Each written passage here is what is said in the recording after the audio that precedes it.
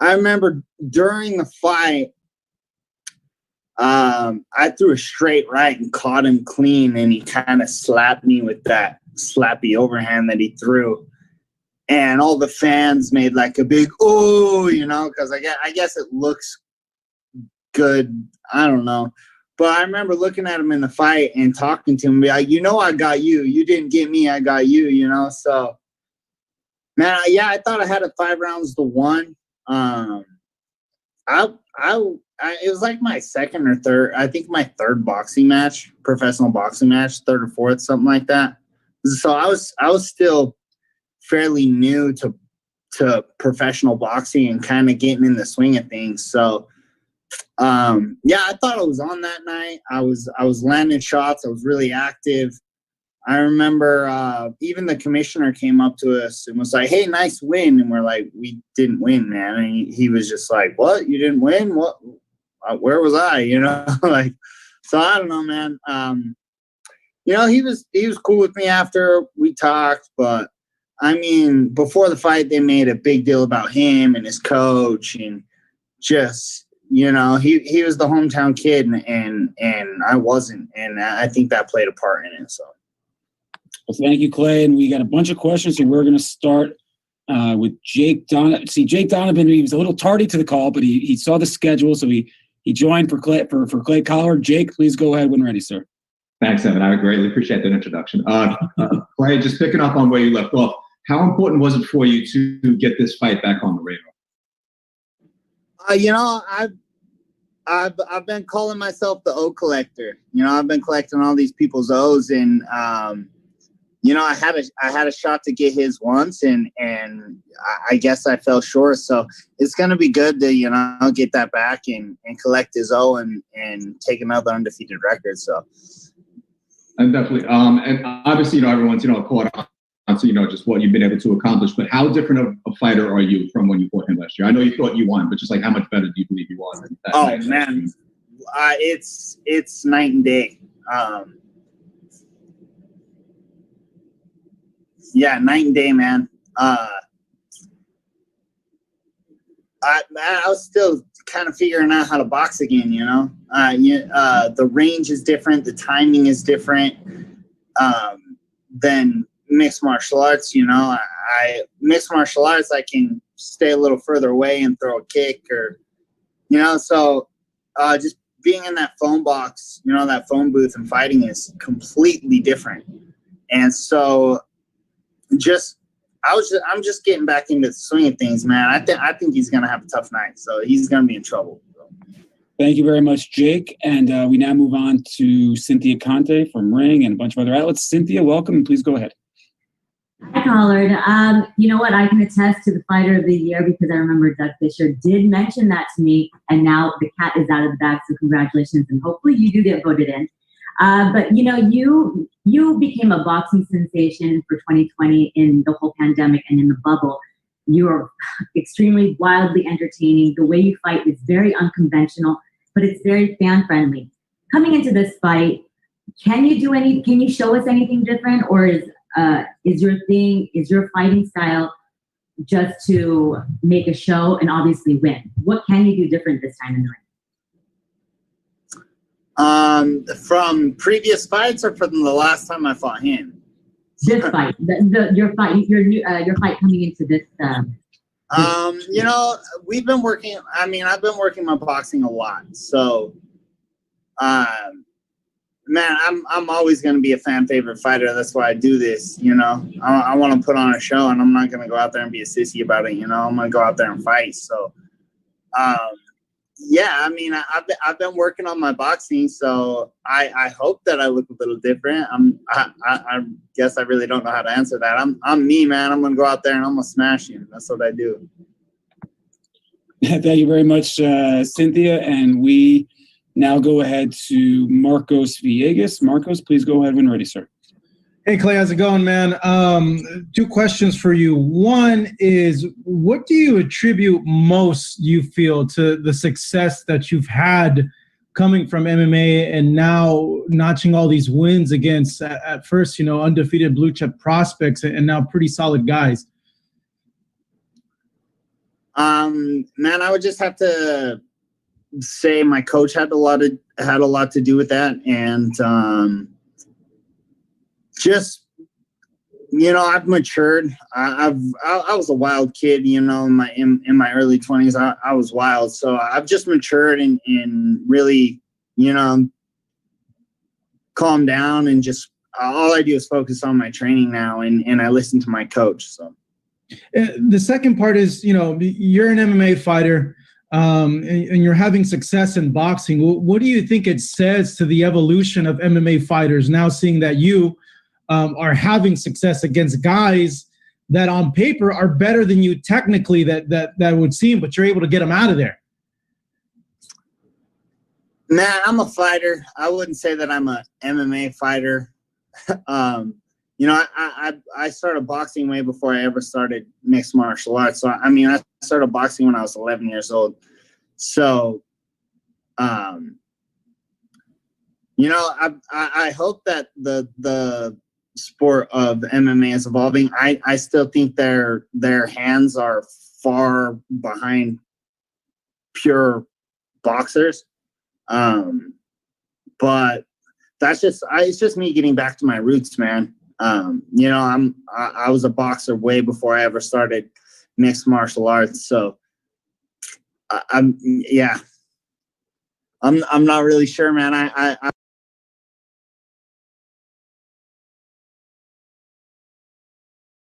changed the game, having more MMA fighters cross over, but I don't know if they'll have the same success I had. So.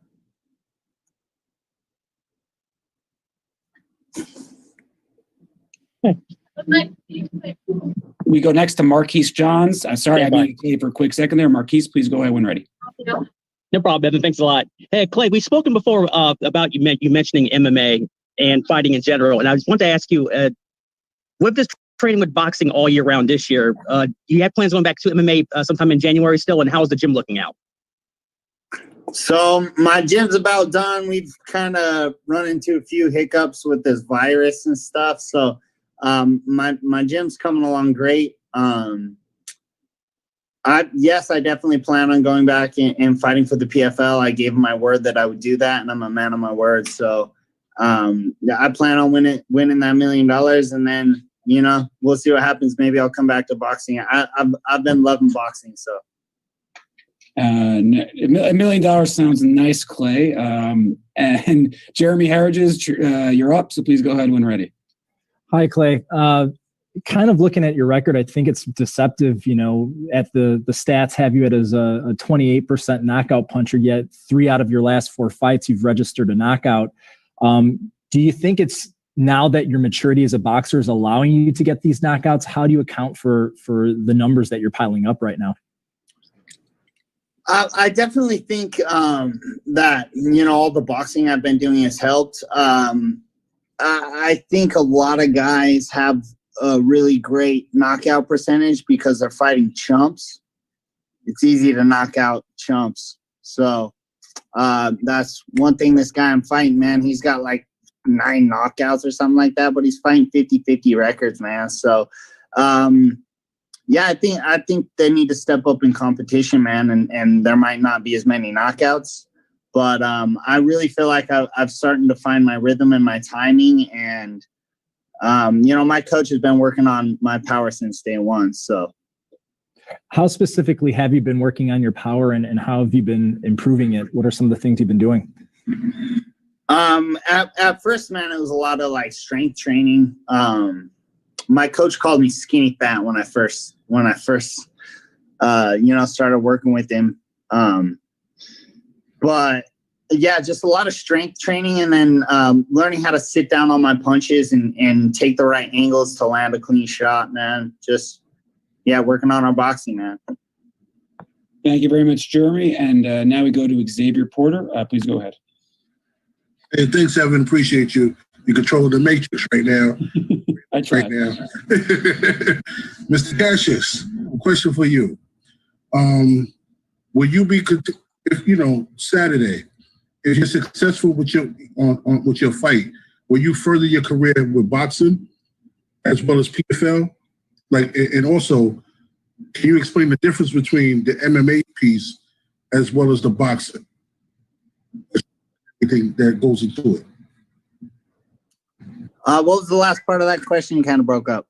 Okay, can you explain the training that goes into boxing and from boxing to MMA? And if you're successful on Saturday with the win, will you go forward with your boxing career? Yeah, so I definitely want to keep dabbling in both, man. It's I think it sets me apart from other fighters. As far as the training goes, you know, I'm a striker, so I'm gonna try to box regardless. When it comes to training mixed martial arts, I'm doing a lot of takedown defense and a lot of you know, getting back up off the ground so I can get where I'm comfortable, and that's punching people in the face. So next we go to Gail. I'm going to butcher your last name, Gail, but Gail, go ahead. You don't even need to go there. Thank you very much, Clay. What do you think it is about you that has captured the imagination of the fans during this crazy year? And what do you think Top Rank sees in you as a fan-friendly product? How is that all coming together, do you think? I think a lot of it has to do with my story. I kind of have that Rocky story, you know, the guy that's not supposed to win that shows up and does it anyway. And then, you know, I think I captured the fans because I'm exciting. I don't fight necessarily safe, I guess. You know, I'm going in there for the kill nonstop. So I think they just like to see that, you know. Thank you. Good luck to you. Thank you. Thank you, Gail. And now we go to Miguel Maravilla again. So Miguel, please unmute and ask your question. Miguel. Hey, Clay, how's it going? First of all, you mentioned how you're much mature now from the first time you fought this guy. You know, you've had much more experience since then, and the confidence is obviously high. Do you feel that's going to be the difference in this fight?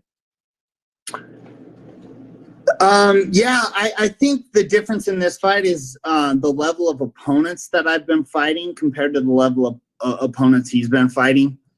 You know, I've been in there with, David Kaminsky was a monster. You know, I fought the captain of the USC Olympic team. I fought, you know, the Olympic gold medalist. Like I've just been fighting way better competition than him, and I think that's going to be the difference. And I'm more mature, especially when it comes to boxing. I've learned so much, especially in all those matches with those, you know, high level guys. I've just learned so much, and I just keep learning and growing, and so I think that's going to be what sets it apart. Thank you very much, Miguel. Clay's got a few more minutes, and we got to let him run. Again, we're going to use the raise hand button on Zoom or send me a private message. We now go ahead. It's a couple more questions for Clay until Jose Vargas gets here. So we now go ahead to Victor Rodriguez. Victor, please unmute and go ahead. Thank you. Clay, you are the vivid example of capitalizing opportunities in very difficult times. You're like the example of human resiliency, how it feels to be in this position. And how would you describe, in one word, your 2020? In one word. You know, it's just hard work, man. I've been working hard nonstop for years at this, man, and it's just finally starting to pay off, you know. No matter how tough the times get, man, you just got to keep pushing forward, and that's what I've done, you know. I've just haven't stopped working. If I could do my 2020 in one word, I'd say surprising. And just to follow up on that, we have Jose coming in a couple minutes. I mean, what's been the most surprising part? I mean, obviously nobody could have foreseen the pandemic and everything that went to it. But is it the fact that, you know, you had the one fight and then you beat a top ranked prospect and then they invite you back? Was that surprising? Or, you know, after you beat Kaminsky, how quickly did you get a sense that, okay, they're going to bring me back? It was like right after Kaminsky, you know, I got out of the ring and they're like, we want you back. So,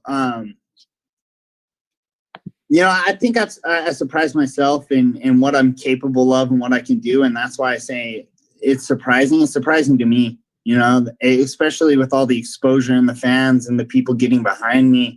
It's all just like, whoa, all this is real, you know? So, yeah, it's just surprising, man. I surprised myself, and I'm surprised by all the love from the fans, and Top Rank surprised me, man. Did I ever even think I would be fighting on Top Rank? No, not in a million years. I was an MMA fighter, but the way things played out, man, this is where I'm at, and I'm loving every minute of it. So, and we do have another question from Marcos Villegas, who, again, I think is going to follow up about the story that was in Ring today, and I know it's something he's spoken about himself. Marcos, please go ahead. Yeah, Clay, you know, I know it's been said, you know, there's a possibility of you being a prospect of the year, and the other possibility, which I really do feel it's a realistic possibility of you becoming fighter of the year, given your upset wins, given the wins that you had. You know, what would that mean to you to be fighter of the year? And do you feel that you are the leading candidate to be fighter of the year? I mean, I don't think anybody's doing what I'm doing this year or has done what I've been doing this year. I'm just happy to even be in the thought, you know. I'm happy that people are even giving me that credit. So there's a lot of great boxers out there that are winning belts and you know, doing a lot of great things. I think I've done a lot myself. So, you know, I think it's up to the people and up to the fans. So.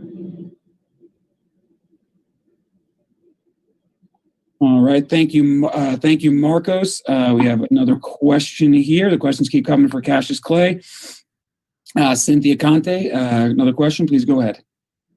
Cassius Clay, you just mentioned that you didn't believe that you would even fight on Top Rank. But now, can you believe that you're fighting on not just a Top Rank card, but you're fighting on a LOMA versus LOPEZ card? This is the card that every boxing fan has been longing for, and you're fighting on the undercard. Talk about what that means to you. Man, it's great, honestly. I've watched Lomachenko since I was like kid, you know. I remember looking him up on YouTube being like, this guy's crazy. So just the fact that I'm even, you know, on the same stage as him, it means the world to me. Yeah, it's just so great, man. I'm just so happy about it. I just hope that everything works out and we can get this done. And a follow-up, gotta ask, what's your prediction for that fight? Lomachenko or Lopez? I'm taking Lomachenko. I don't know when or how, but Lomachenko's taking the win. That's bless you.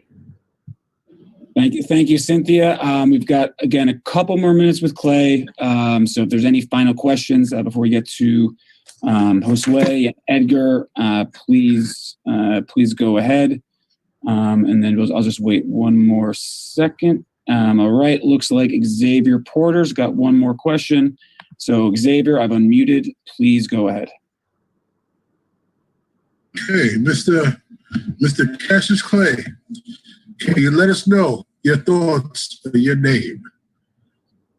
My name? The nickname, right, Xavier? Yeah, my nickname. It used to be Blackout, man. They used to call me Clay Blackout Caller because my first fight, I knocked the kid out in like 12 seconds. And I had that for a little while until I got with this promotion and the promoter just didn't like it. And I was like, there's only one other nickname that I'll take. And that's because my name is Clay, you know, Cassius Clay. And, you know, I want to be one of the greatest at this. You know, I believe I can be. And so I think it's fitting. Thank you. Thank you, Xavier. Clay, we're going to let you run. I know you just took a very early morning flight from Idaho to get in here today. So before we let you go, any closing thoughts? As we announced, your fight's going to be on both ESPN Plus and regular ESPN. So just before you go, any final thoughts about the year in general, about the attention, about everything coming into this fight? Nah, I just hope you enjoy it, man. I'm gonna go out there and do my thing, and you know, I hope the fans enjoy it. That's why I do this, is for you guys. And God bless America. Well, that's a good way to sign off, Clay. That's a great way to sign off, Clay. Thank you very much for joining us today. And a reminder, rematch, Quincy Lavalier, of the June 2019 draw. You'll see Cassius Clay on ESPN and ESPN Plus. Thank you, Clay, and we will see you in the bubble, sir. Thank you, guys. All right. And now, while we wait on our next guest, everybody just hold on for a couple of minutes, and we will have our next guest join us. So just a very, very brief intermission while we wait for our next guest. So I appreciate everybody's patience. And it should just be a couple more minutes. Thank you very much.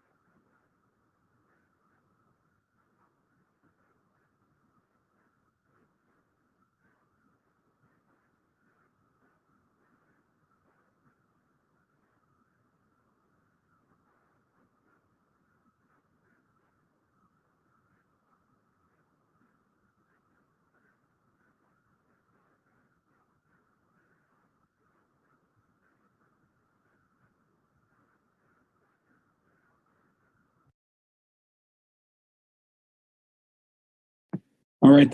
Thank you for your patience. Edgar Berlanga will be joining us momentarily, so I do appreciate everybody's patience. And so just give us 1 minute, and Edgar will be joining us on the call. Thank you very much.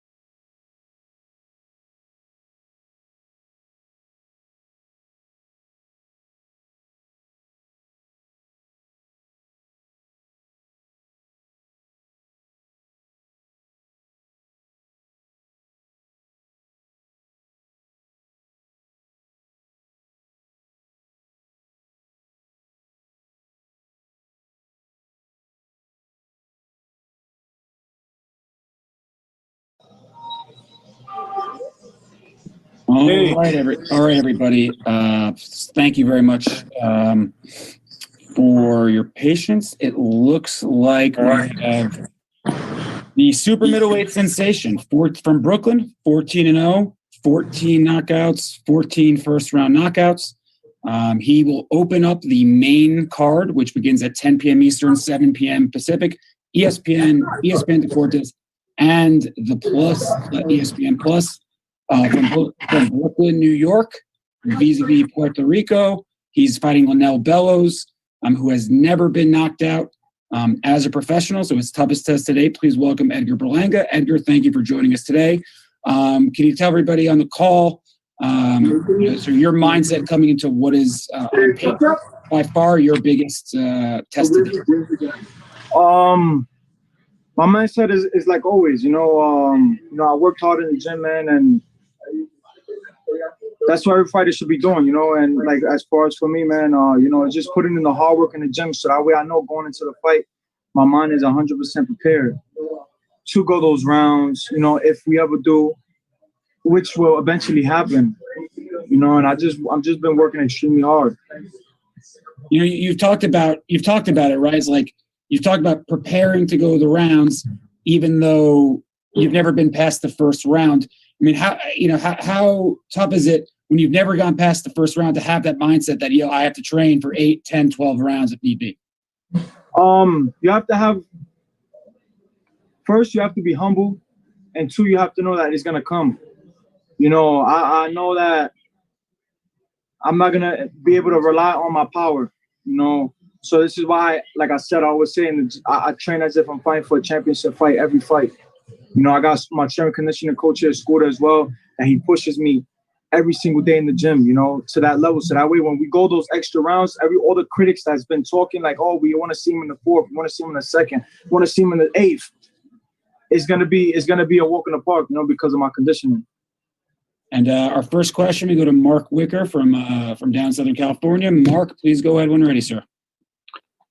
Hi, what do you know about this particular guy, and what challenges do you think he might bring you that might get you to show more of your repertoire? He's gonna come right at me. He's that type of fighter. He's smaller than me. He's a smaller guy, so I know he's gonna bring the pressure. He's gonna try to bring the fight to me. I don't see him trying to box me because I'm the bigger man. That'll just be real stupid of him and a crazy game plan if they're trying to do that. Unless they're trying to just survive the first round. But he's 25 with 13 knockouts. He's been in the ring for a very long time. He's older than me. He has experience. He's a veteran. And man, I'm ready in there to go and do what I do best, man. Thank you. I have to remember to unmute myself in order to get the questions going. So thank you, Mark. And now we go to Carlos Toro. Carlos, please go ahead when ready. Thank you, Edgar, for taking time to talk to us. I don't know how much you pay attention to the sanctioned bodies rankings, but you're ranked number 9 by the WBO and number 11 by the WBA. Is that something that you kind of look at and think to yourself that maybe you could be maybe down the road closer to a world title shot than maybe you would have initially thought? Or do you still kind of look at this part of your career as sort of a developmental stage where you just want to get the experience and get rounds in so that when you do get that title fight, you're more ready now, however long it takes you to get there? Yeah, man. I'm 23 years old. I'm still developing as a fighter. I know I'm a killer, but I also know that there's killers at 168. So for me, I just want to get 150% prepared for when the time comes. Like I said, I'm 23. I got the world in my hands right now. I'm a hot, young prospect in the world. I got Puerto Rico behind me. And, right now I'm knocking everybody out, man. I just want to enjoy my career. And then eventually we're going to step up those big fights, because that's what eventually I want. I want the big paydays. I want the big fights, and eventually it'll come. But as of right now, we're moving at stepping stone, Everything is slowly, Rome wasn't built in a day. So we working and we just crafting, getting my craft better and better each and every day. Thank you, Carlos. And now I believe, Xavier, you're from Brooklyn. So from your neck of the woods, Edgar, Xavier Porter. Xavier, please go ahead. What's going on, Edgar? How you feeling, man? Oh, what's up, man? How you doing? Xavier. Salute. Yeah, salute, How are you, salute. brother? Big Dave, salute. How you feeling, brother? You know I got a killer here, right? Facts, all day, every day. And you know we got 12 rounds in us. Hey, you got a whole lot more. You know, you go 15 if you need to. You know what I mean? That's right. So my question to you, Edgar, you got the whole city, brother. You got, like you just mentioned, you got the whole Puerto Rico behind you. You got the whole city. My question to you is, this fight particularly with Lionel Bellows, everybody is, on paper is saying this might be your toughest fight. Can you share on, your opponent as well as your training and your readiness to take over the division, whether it be at 168, if you can make 160 or even 175? Because my God, you are killing it out here in the streets. You know what I mean? They always, the last fight they said that was my toughest opponent to date, and you seen what happened. Like I said, like I tell everybody, I don't cut no corners, man, in that gym. Because when you cut corners, you're gonna have to pay for it under them lights. And I've seen fighters cut corners, don't do a full camp, just cut corners, man, during camp, and it shows in the ring, when the lights go on. So that's my biggest fear, man, is to be unprepared for a fight. So that's why I take my craft very serious. I take the sport very serious, to continue to build myself. And each and every fight, I get better in the gym. I spar better opponents, and I just put in a lot of work, man. And obviously it shows the day of fight night. Thank you, Xavier. Marcus Vegas, you're next. Hey, Edgar, man, I hope you're doing well. You have a knockout streak now, and there's this growing expectation from fans that every time you step in the ring, you're supposed to provide a spectacular knockout. I could see that. I've seen it in the past with other fighters that it develops some sort of pressure on them. How do you navigate that, the expectation that once you step in the ring, you got to knock that guy out? And how do you handle that expectation and pressure? It's no pressure. There's no pressure whatsoever. The people's going to talk. I let the people talk. Oh, we need a first round, or oh, can he go past the first round? I let them talk. That's what they're there for. The critics, the media, everybody. You guys, that's what you guys, that's boxing. And like I said, I just focus on myself and focus on the game plan, and I execute the game plan. I never go in there. Obviously, I go in there looking to hurt the guy, because I don't want him to hurt me. I'd rather hurt him before he hurts me. And I always had that mindset since I've been a pro.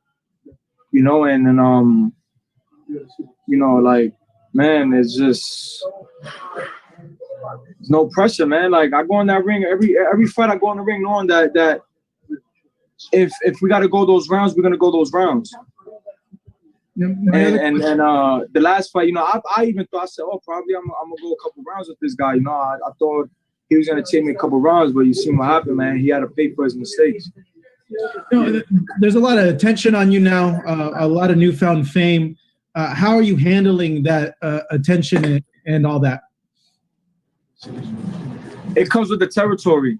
I've seen it happen with a whole bunch of fighters, the greats, Floyd Mayweather, Mike Tyson, all these guys, everybody want to be next to a winner, especially a young kid at my age, 23 years old, that's Puerto Rican, from Brooklyn, from Lower East Side, from New York City, and that's knocking everything out in the first round. So it's bound to happen that everybody's going to want to get next to me, man. So I know that in my mind that I got to just continue to win and, continue to just execute the game plan, man, and just be the best I could be.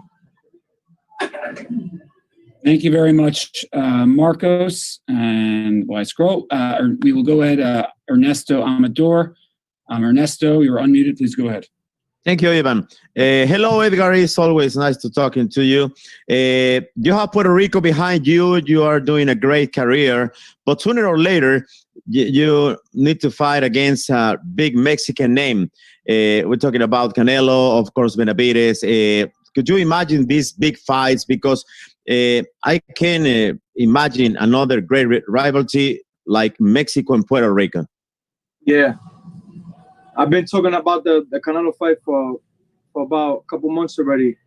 And I know it's going to happen. It's got to happen. If I continue to win in beautiful fashion and just keep doing what I do best, man. I know that fight is gonna happen for me and Canelo Alvarez. You know, he's Mexican, I'm Puerto Rico. He has a big country behind him. I have a big country behind me. And like you said, is one of the biggest rivalries in boxing to date. And you know, Benavidez is another guy that I'm looking forward to stepping in the ring with eventually in the future. You know, it's just boxing, man, and these fights gotta happen. You know, it's good for the sport. It's good for the culture. Edgar, but what can you tell to the people that mentioned that you are not ready, not even for Canelo or Benavidez? What can you tell? No, different level. No, I know for a fact that if I was to step in the ring with them now, I'd give them problems, you know. But right now, it's just a stepping stone. Like I said, you know, I gotta prove myself. I know I gotta prove myself in order to step in that ring with them because they had to pay their dues. You know, they had to fight the best to get to where they at. And that goes for me too. I have to fight the best to get to where they at. And eventually the fight is gonna happen. Thank you very much. And now we will go ahead to Adriana Jimenez. You should be unmuted, Adriana. So please go ahead when ready.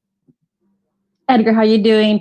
I'm just going to kind of piggyback off that question because I wanted to see what your dream match was, and you kind of mentioned the names that I had in mind with you know, Benavidez, with Canelo. So moving up in the ranks rather quickly, where do you see yourself, or where do you rank yourself then? Right now? Yeah. I know I'm one of the hottest prospects in the country right now. You know, I'm 14-0 with 14 knockouts, all in the first round. They keep trying to step up the opponents little by little, and I'm still knocking them down. I'm a young superstar. You know, I got the image, I got the charisma, I can fight.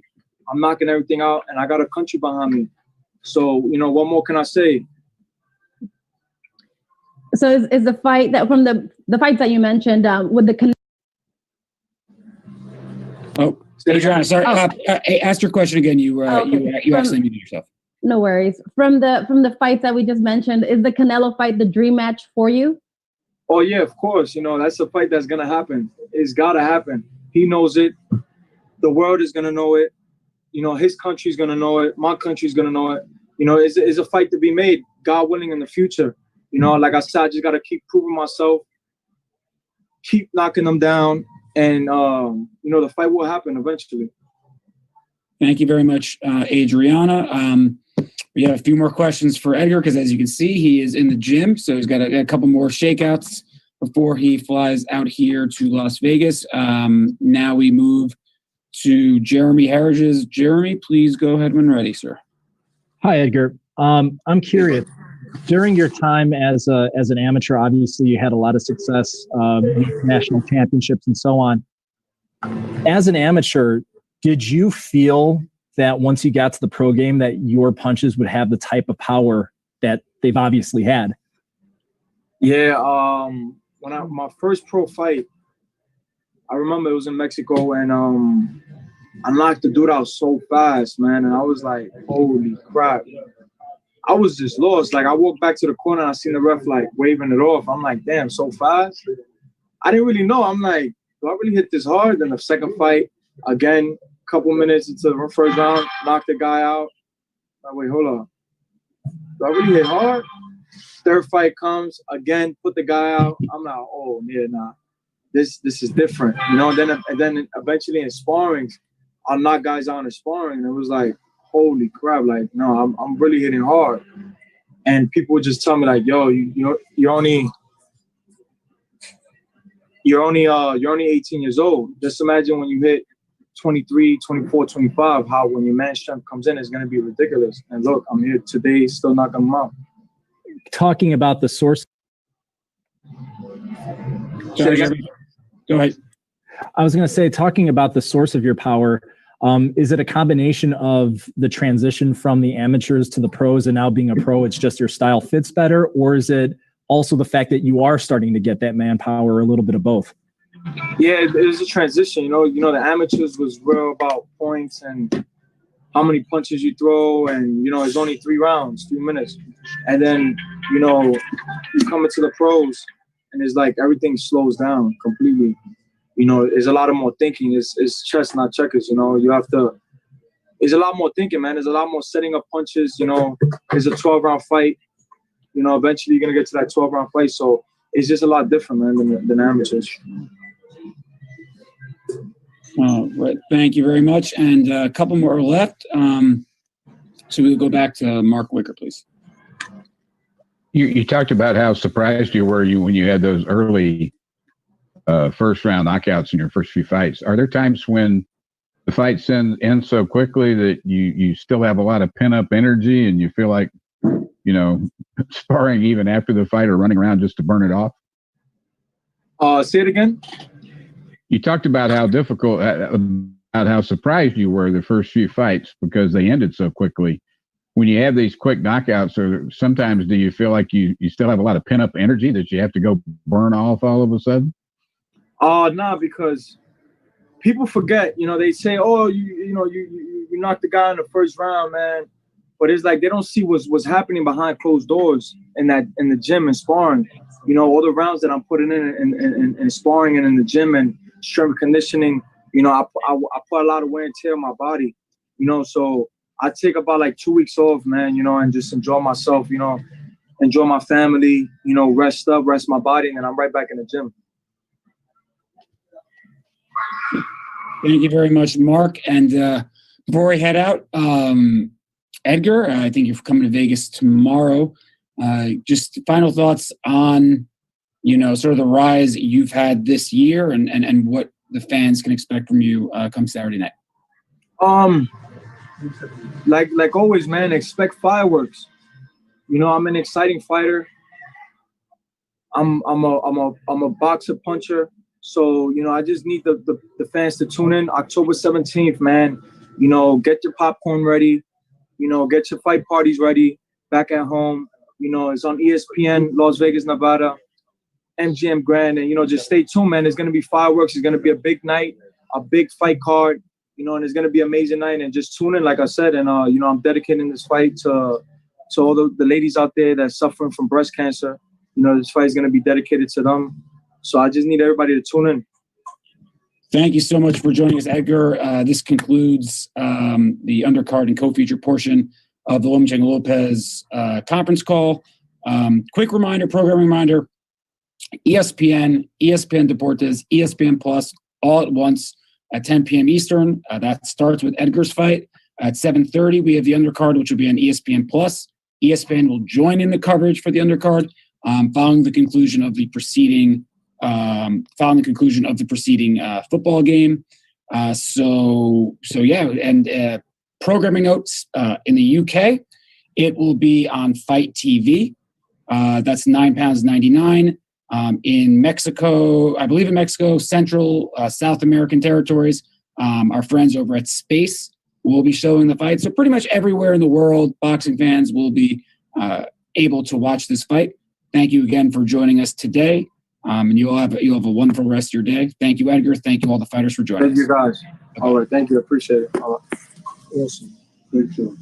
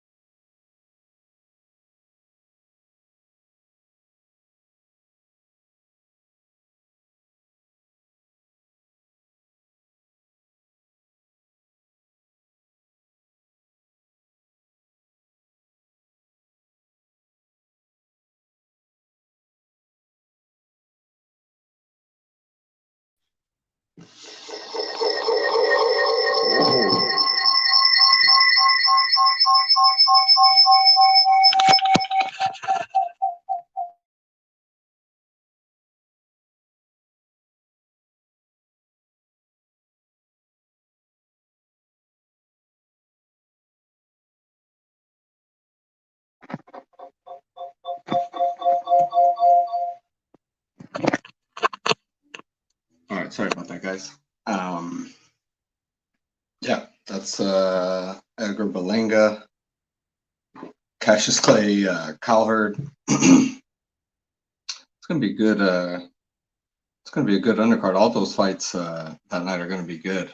We're about maybe 40 minutes out from the press conference for the undercard of who am I thinking about? Tank and Davis. So I might actually, you know what? I'm gonna stop this stream and then I'm gonna start the other one in 40 minutes so that your boy can eat something. But but thank you guys for watching, bringing you guys this stuff live all the time. So appreciate you guys. Appreciate you guys watching. I think I'm gonna do a watch party on Saturday too during the fight, so we could all kick it and just kind of feel like a little normal, like watching fights all together again. But I appreciate you guys watching. Thank you, and I'll be back at 1 o'clock. So peep that stream when it comes out. Thanks, guys.